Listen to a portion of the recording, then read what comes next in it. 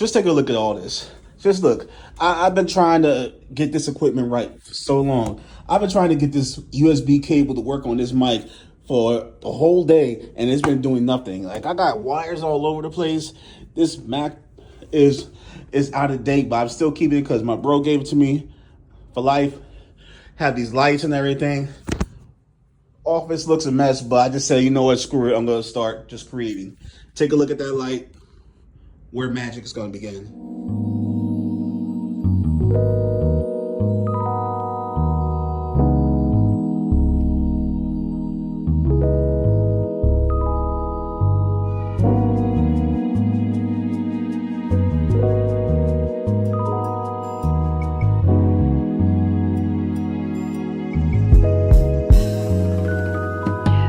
What's going on? This is Jordan from Truth Unfolded, and we're back with a video, an actual video. No shorts, none of this other stuff. It's a video. We're going to talk about Kai Cenat. We're going to talk about his evolution, and we're going to talk about how people are wilding out with their reactions to it. And I'm going to get a bit personal about how it's affected me. So let's just get into it. So Kai Cenat, he's one of the most famous streamers out there on Twitch in the world. So he's garnered a great following. He's made a lot of money from it. He's starting to evolve. He's learning about fashion. He wants to learn how to sew. He's expanding his vocabulary, and people are starting to just lose their minds. I've been looking at those reactions, and it's revealing something way deeper than just a commentary. People are clowning him, they're questioning him, they're criticizing him, but stepping outside his lane. It's like it's taken a mindset that's been suffocating so many of us for way too long. And I gotta talk about it because it hit, like I said, it hit home for me in ways I didn't think. It's more about him. It's bigger than him, pause. It's about the boxes that we as society put people in. It's the cost of curiosity, in my opinion. And it's about why I'm getting back into creating content. So we'll talk about it. Growing up, there was one word I hated, nerd. And you're gonna think like, that's not even an insult anymore. It's cool to be one. Back then, it was what I didn't want to be, because being called nerd didn't mean you were smart. It meant you were only smart. You were put in a box, you were labeled, and you were supposed to stay there. When you're a nerd, cool isn't what you were. You're not supposed to be into fashion, have any social clout, be a life of the party, nothing. Not supposed to really be anything besides sitting in the corner with your books. I remember being on my block, and every single time I talked, I always got called white because of how I spoke. I couldn't stand that because it made me feel like I had to do other things in order to prove my blackness. And as you can see, my skin is as brown as caramel, so whatever. I wasn't satisfied with that nerd title. I wanted to be smart and socially connected. But as I got older, as I got into the 6th and 7th grade, I realized that smart thing really didn't pay off socially. So I said I wanted to be more socially connected because I understood the value of it. I wanted to explore different things. I just wanted to be outside of that box that society really tried to put me in. And I understood why my parents focused on smartness. It was what was going to get me far back then. But it was at the cost of a social capital, social connection, and all that. I get it. I understand why they did it. But it came at a huge cost. But I want to talk about how important attention is. It's one of the most valuable things in the world, to me and to others. Not in such a shallow way, but in a very deep human way. We all want to be seen. We want to be valued. We want to feel like we matter in the eyes of others. That's not vain. That's just connection. The need to belong. I mean, Maslow talked about it, right? And when I was younger, I noticed something painful. Being smart didn't get me that attention. Not the kind that was good. You get the teacher's approval, yeah, of course. I mean, yeah, duh. You get the occasional good job from adults, but from your peers, they didn't really care much. They copied the homework from you, they asked for your pen and pencils, or you were ignored. So one thing I did was downplay my intelligence a lot. I really acted like I didn't care about learning that much. I hid the parts about me that were just curious about it, wanted to read, wanted to understand things deeply at times, because it wasn't cool. It wasn't valued in the social economy that was growing exponentially upon me. And it's heartbreaking now that I look at it, because I really abandoned a part of myself that brought me joy because the culture around me said it wasn't worth celebrating or even acknowledging. And it brings me to what's going on with Kai Cenat now. I see them making fun of him learning fashion, learning to sew, for expanding his vocabulary. I see the same gatekeeping I experienced growing up. It's like a pervasive idea that's in our culture that intelligence and intellectualism need to be gatekept by our people.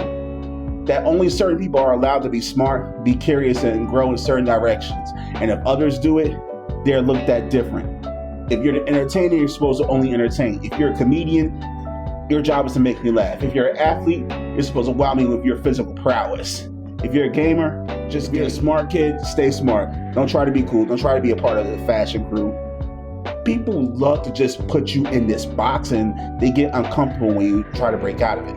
And I think there's something crazy underneath that. It's a lot of discomfort. People benefit from keeping you in boxes. It makes things very predictable. And now I understand why women hate predictability, because it doesn't give you anything to desire. It makes things boring. I understand continuity is great. I understand routine is great. It produces consistency, but there's no excitement to that. There's nothing to look forward to, no desire from that. So I understand. When Kai loves to do this stuff, loves to expand himself, he's threatening that system. He's saying that he doesn't care about the limitations that you put on him. He says, be delusional. He's going to be curious about whatever he wants. Be crazy. As long as you're being you, that's what matters. And that's something that makes people very uncomfortable. It's crazy after all this push for authenticity, when somebody actually does it and asks people to keep that same energy, all of a sudden they get cold feet. But if Kai Cenat can do it, what's your excuse? He's exposing the mindset of the culture, though. Like I said, people think that you can only be one thing. You're either the athlete or the academic. And it's not just a social media thing. It goes back to the education system too.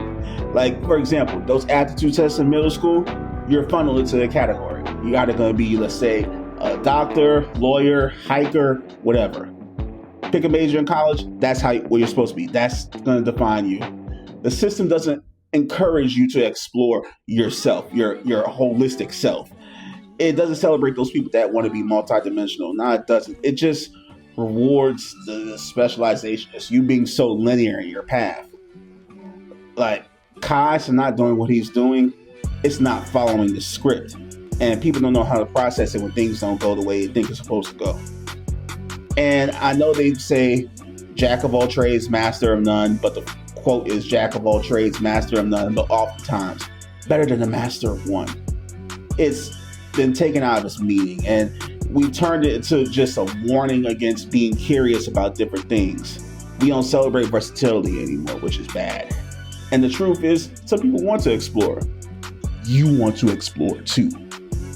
And they need to. You need to. It's not based off of your lack of commitment and being unfocused, but you're just genuinely curious about what's going on around you. And you don't want to limit yourself. You never know. You might actually like it. And he doesn't need to become a master tailor or thesaurus whiz. He just wants to expand his intellect and expand his prowess. And that's fine. We can celebrate that. And I'm creating again because of this.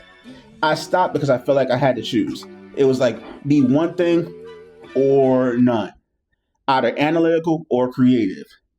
Either something serious to say or somebody that's just here to entertain. And I couldn't stand that. But watching Kai Cenat do what he did, it just made me think and realize that I don't have to choose. I could do both. I could be smart and creative, thoughtful, entertaining, and I could do this all. I could care about things that are very deep, which I do, and care about connecting with others, which I'm getting better at. Explore all the fields that I always wanted to explore. And one small thing before I go. I was on a panel and they were talking about just relationships in general and how men are scared to marry because of the statistics saying that 56% of people are breaking up. But I told them, regardless of that, there's somebody out there for you that will work with you, but you have to be willing to try. You can't let the content that's out there scare you. And you wouldn't believe the amount of men that were in the comments and on the panel saying, why are you saying that the content's making people scared? because I hear people talk about it in real life. They come to me and they tell me about it because I see it happening in real life. It almost happened to me where I didn't want to try anymore. Hell, I took a year off of dating to prove that I could better myself, but it wasn't changing because I was doing things for the wrong reasons. So I know what I'm talking about. Because you're not willing to try, your life will pass you by. For real, it will. Kai Cenat's not letting life pass him by, and neither will I. Truth Unfolded, I'm out. Until next time.